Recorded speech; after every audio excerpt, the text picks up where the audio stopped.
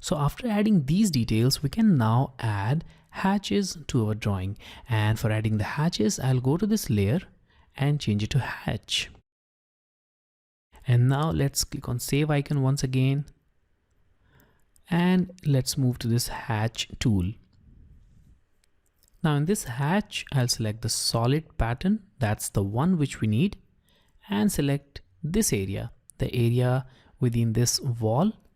Again, select this area, the area over here, and the area here, the small area here also, and here also, and the small area over here. Now make sure none of the areas are unchecked, and yes, we have added it everywhere. Now simply click on close hatch creation, and we have added the wall thickness using these hatches. And now we can add the text. So before adding the text, we need to change the text style, and that will be the style of text everywhere in the drawing area. So I'll go to this annotation, expand it, and select this text style icon. Now we have this standard text which is selected right now, and we have the font txt.shx. So I'll change it to simplex. So let's type S, and here we have the simplex.shx font.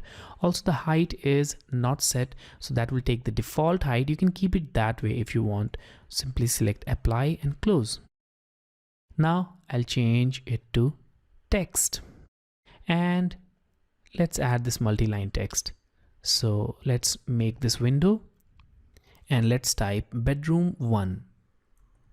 Now the size of text should be 1 feet, and that depends on the overall scale. For this case, I'll select 1 feet. So select the complete text, and here in the size field, change it to 1 feet and press enter.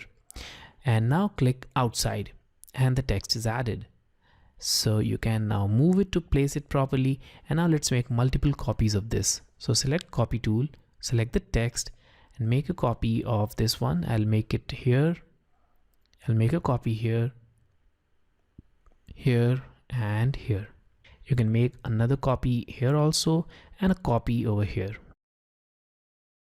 Now we can modify these text values. So let's double click here, and let's change it to air vent. Let's change this text to toilet. You can move it as well to place it properly. Double click here, change it to bedroom 2. This one is drawing room. And we need to rotate this text as well, so we'll do it in a moment. Here we have this dining area. Let's expand it, and finally the kitchen.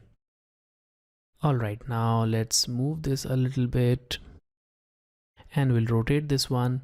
So select rotate, and rotate this like this, and move it here. All right, now we have added all the required values here. We have added the text, we have added the blocks, and everything within this drawing.